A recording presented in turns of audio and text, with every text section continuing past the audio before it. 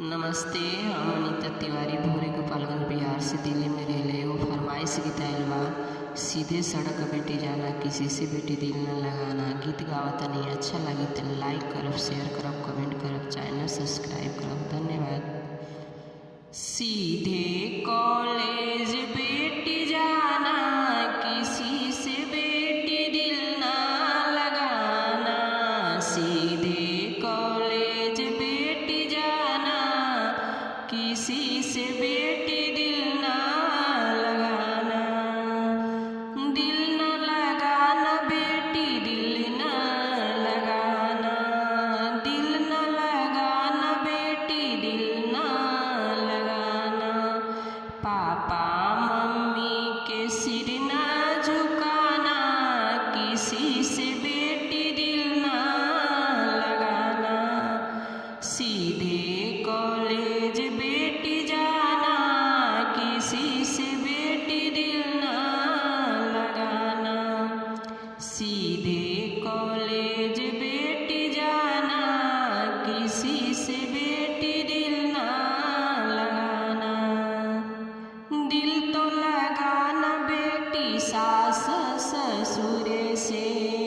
दिल तो लगाना बेटी सास ससुर से।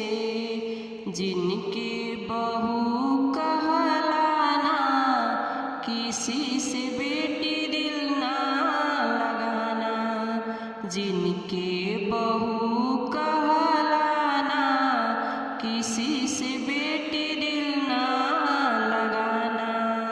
सीधे कॉलेज बेटी जाना, किसी से बेटी दिल ना लगाना। दिल तो लगाना बेटी जेठ जेठानी से। दिल तो लगाना बेटी जेठ जेठानी से।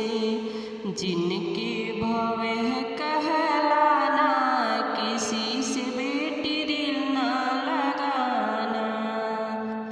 जिनके भवे कहलाना, किसी से बेटी दिल ना लगाना। सीधे कॉलेज बेटी जाना, किसी से बेटी दिल ना लगाना।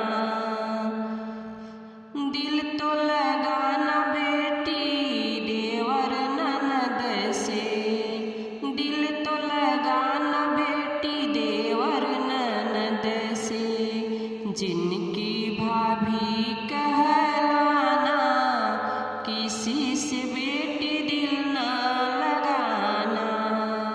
जिनके भाभी कहलाना, किसी से बेटी दिल ना लगाना।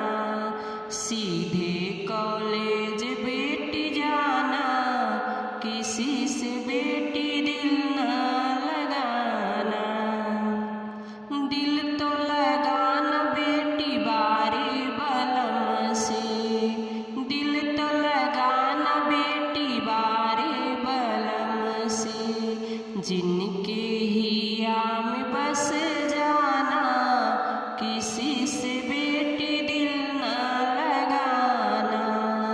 जिनके नैनों में बस जाना, किसी से बेटी दिल ना लगाना।